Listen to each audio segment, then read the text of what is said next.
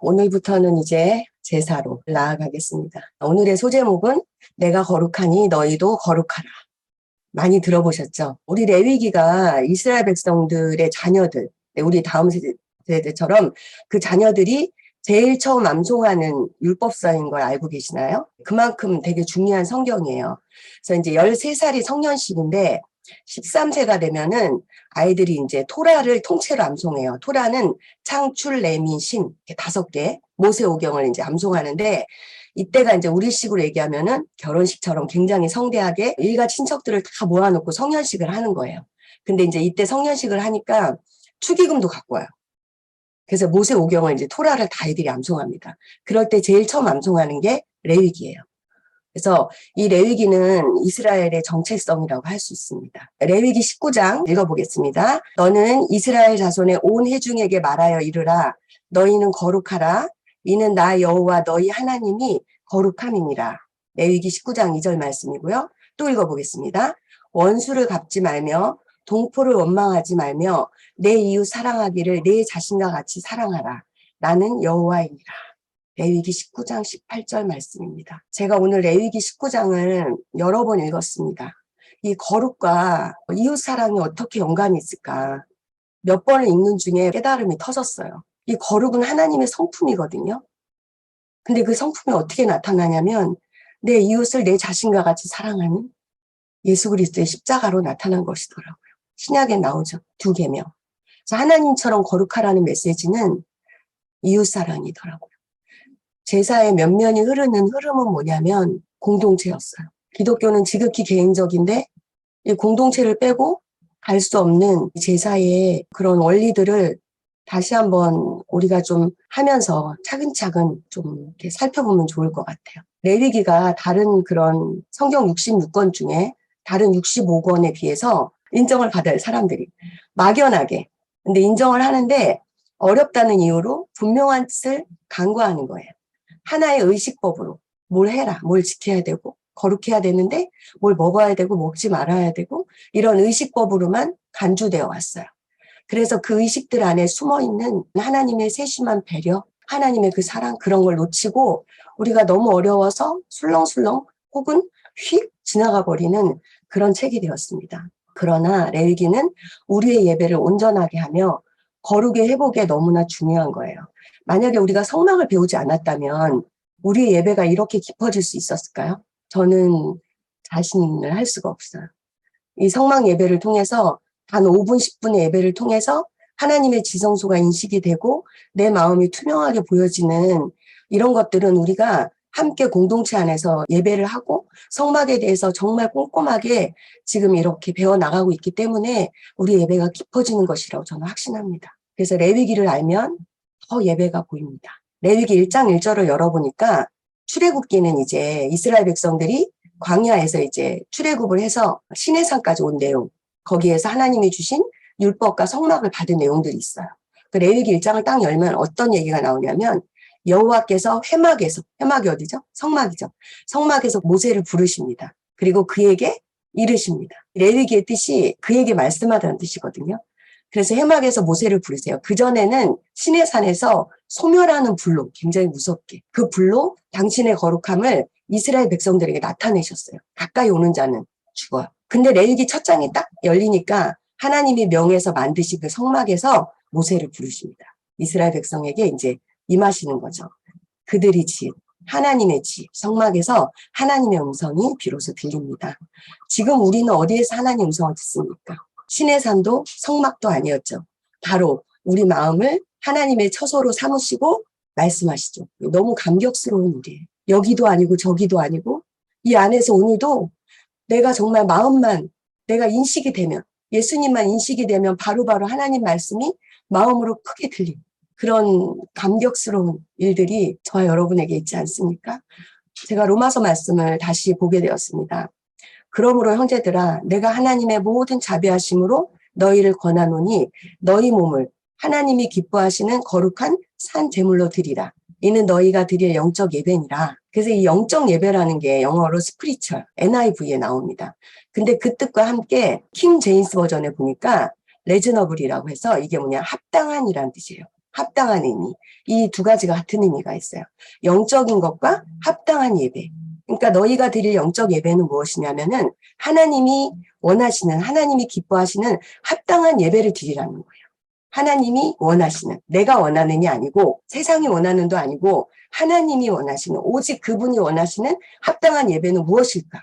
너무 궁금합니다. 그래서 온전한 예배를 기쁘시게 받으신다. 그래서 5가지 제사를 통해서 하나님이 기쁘시게 받으시는 합당한 예배의 의미는 무엇일까? 깊이 깨닫고 싶습니다. 저도. 레위기의 뜻이 히브리어는 바이크란데, 그리고 그가 부르셨다는 뜻이에요. 부르셨어요. 모세를 부르시고 이스라엘 백성을 이제 성막에서 부르시고 말씀하시는 거예요. 비로소 하나님이 백성들에게 말씀하기 시작하십니다. 하나님이 명해서 하나님이 이르신 그 식양대로 지은 그 안에 하나님이 거하시면서 이스라엘 백성들에게 당신의 이제 말씀을, 하나님의 마음을, 어떻게 너희가 나에게 나와야 되고 나온 내 백성들이 어떻게 나와 동행해야 되는지를 열심히 레위기 27장까지 말씀하십니다. 1장부터. 기대가 되십니까? 레위기는 시간적으로 볼 때는 스탑이에요. 스탑. 네, 움직이지 않는 곳이에요. 출애굽해가지고 요 시내산까지 왔을 때 요 시내산에서 율법과 성막을 받고 1년간, 정확히는 11개월 20일이라고 합니다. 시내산에 멈춰 서서 학교가 열리는 거예요. 시내산 학교. 그래서 그 시내산 학교에서 하나님의 음성을 듣는 게 바로 이 레위기입니다. 1장에서부터 10장까지 구분이 되고 11장에서 27장까지. 네, 이걸 어떻게 구분하냐면 앞에는 이렇게 만나자. 우리 이렇게 만나자. 만남에 대한 이야기가 바로 제사예요. 근데 제사도 보니까 향기로운 제사가 있고 향기가 없는 제사가 있더라고요. 그리고 그 제사를 집도하는, 제사를 인도하는 제사장에 대한 부분이 앞에 전반부에 나와 있습니다. 그래서 이거는 칭의, 우리의 구원에 대한 이야기고요. 그 다음에 뒤에 후반부에는 그러면 하나님과 만난 하나님의 백성은 어떻게 해야 되냐? 일단은 정결해야 돼요. 일단은 거룩해야 되고 하나님처럼 거룩해야 되고, 그리고 우리가 지난번 배운 7절기는 하나님과 어떻게 동행했는지 추억이죠. 추억. 출애굽부터 시작해서 이제 천국에서 새하늘과 새 땅에서 영원히 함께할 그런 이야기들, 그런 스토리들이 이제 후반기에 하나님과 동행으로 나타납니다. 그래서 정리하면은 하나님 이렇게 만나고 하나님과 이렇게 살아가는 너무나 실제적인 이야기 아닐까요? 구원과 구원 이후의 삶, 그렇게 정리가 되어 있고, 장소는 아까 얘기한 시내산에 멈추어 서서 1년 동안 이야기들을 듣게 되는 거고, 이건 같은 이야기예요. 제사는 번제, 소제, 화목제, 속죄제, 속건제. 7장까지 이 내용이 전반부에 있습니다. 후반부에는 성결에 대한 내용, 하나님과 함께 가야 될 그 사람들은 하나님이 거룩하기 때문에 그 거룩함을 입은 백성으로 어떻게, 제사장은 어떻게, 개인은 어떻게, 회중은 어떻게, 그 다음에 절기, 그 다음에 안식년과 희년에 대한 이야기로 27장까지 마무리 지어집니다. 성경의 많은 책들이 구조적으로 어떻게 되어 있냐면 구원에 대한 이야기가 있고요. 66권이 그 다음에 구원 그 이후에 대한 이야기들로 성경이 이렇게 정리가 돼 있어요. 그래서 구원에 대한 말씀은 주권이 하나님께 있죠. 하나님께서 행하신 일들을 통해서 예수 그리스도를 보내주시고 그 예수님을 통해서 우리는 아무 공로 없지만, 아무 자격 없지만 거저 은혜로 받은 그 은혜에 대한 말씀이 구원에 대한 말씀이고, 그 이후에 대한 말씀은 그 은혜를 받은 사람들이 응답, 구원으로의 응답, 구원으로의 부르심, 천직으로의 부르심, 어떻게 살아가야 되는지, 그렇게 성경이 되어 있습니다. 레위기는 아까도 얘기한 전반부에 5대 제사라는 예배를 통해서, 5대 제사가 예배거든요. 예배를 통해서 하나님께 나아가는 길을 제시했다면 이 제사를 위한 제사장을 세우고 참된 제물이 되어야 할 그의 백성들은 거룩해야 되고, 정결함에 관해서 계속 교훈하고 있습니다. 후반부 이야기, 성화에 대한 이야기는 하나님 나라가 되고 거룩한 백성이 된 저와 여러분이 어떻게 그분과 동행하며 살 것인가에 대해서 가르칩니다. 그래서 개인적인 거룩과 제사장의 거룩, 공동체의 거룩, 다시 기억해 볼까요? 개인에서, 제사장에서 공동체로 이렇게 나아가는, 거룩이 이렇게 나아가는 그런 과정들을 레위기를 통해서 알 수 있습니다. 레위기는 분명하게 예배의 책이라고 말할 수 있습니다. 레위기는 참된 예배의 대상이 누구죠? 하나님. 하나님을 참되게 예배하는 법을 소개하는 책입니다. 굉장히 중요하죠. 최고의 가치가 있는 것, 월십. 그 최고의 가치가 있는 것에 내 존재와 내 삶을 올려드리는 행위가 성경이 말하는 그 월십, 예배입니다. 그래서 오경의 중심은 창출 내민신, 이 오경의 중심이 레위기예요. 레위기와 창세기의 관계, 레위기와 출애굽기의 관계, 가운데가 레위기예요. 레위기와 민수기의 관계. 이게 중심이 다 레위기예요. 레위기에서 시작돼요. 그래서 예배의 중심이 모세 오경의 중심이 레위기라는 것과 레위기의 중심은 대속죄일이에요. 그래서 첫 부분은 성소에서 벌어지는, 성소에서 제사 드리는, 뒷부분은 우리의 삶에서 벌어지는, 이렇게 나눌 수 있고요. 전반부는 우리가 구원받은 거, 하나님의 의가 우리에게 들어오는 거, 칭의, 국면이 강조되고, 후반부에는 거룩한 백성들이 역사 속에서 성화되어지는. 레위기는 진짜 간단합니다. 거룩과 동행이거든요. 두 글자가 핵심어예요. 거룩과 동행. 만났어. 하나님과 동행해. 그래서 5제사 7절기. 하나님께 나아가는 법, 하나님과 동행하는 법. 이렇게 딱 무슨 이티가 이렇게 만나는 것처럼 제가 한눈에 보는 성경 배울 때 목사님이 그렇게 알려주신 것 같아요. 하나님께 나아가고 하나님과 동행하는 것. 그래서 칭의는 의롭게 되는 건 피로써 드려지는. 그래서 1장부터 7장까지는 아주 피가 낭자합니다. 그래서 성취되고 성화는 우리의 구별된 삶, 재물. 구별하면 재물이 생각나셔야 되죠. 제사의 분류를 좀 볼게요. 제사의 분류, 예배의 분류죠. 제사를 드리는데 어떤 걸 드리느냐. 잘 아시죠? 짐승을 드리기도 하고 식물을 드리기도 합니다. 곡식을 드리기도 해요. 그래서 이 재료에는 짐승이 있다. 그 다음에 곡식이 있다. 이 정도는 다 아실 거예요. 그 다음에 제사를 드리는 동기가 있습니다. 의무제는 나의 의지와 상관없이 꼭 드려야 됩니다. 죄와 상관된 거. 죄와 상관된 거는 내가 드리고 싶다고 드리고 안 드리고 싶다고 안 드리고 돈이 없다고 안 드리고 수 없어요. 그럴 수 없어요. 돈이 없는 사람도 하나님이 드릴 수 있게 장치를 마련해 놓으셨어요. 그래서 죄와 관련된 거는 의무제, 그 다음에 자원제. 자원제는 자기가 이제 드리고 싶으면 드리는 거예요. 그래서 5제사 중에 2개는 의무제고 3개는 자원제입니다. 그래서 번제, 화목제, 소제 이렇게 자원제로 들어갑니다. 그리고 이제 제사를 드리는 방법이 있어요. 어떻게 드릴 거니? 태워서. 불화자죠. 그 다음에 요제. 요제는 흔들어서 드립니다. 우리 초실절 할 때 첫 단을 어떻게 했죠? 하나님께 요제로 드렸습니다. 그 요제입니다. 그게 제사의 방법 중에 하나예요. 그 다음에 거제는 들겉자예요. 속죄제 드릴 때 여러분 소 뒷다리를 어떻게 하실 수 있어요? 굉장히 무겁거든요. 소 뒷다리를 들어서 거제해서 하나님께 듭니다. 그래서 거제는 드는 거고 요제는 흔듭니다. 막 이렇게 흔드는 게 아니고요. 동서남북 상하 온 천지에 있는 모든 것이 주님의 것이다. 그리고 전제는 사도 바울이 마지막에 디모데후서에서 이렇게 말합니다. 내가 전제와 같이 다 부어졌다고 그래요. 그러니까 전제는 액체의 제물을 부어서 드리는 겁니다. 그래서 포도주, 올리브 기름 이런 것들이 이제 전제입니다. 그래서 재료는 뭘 드리는지 곡식 아니면 짐승.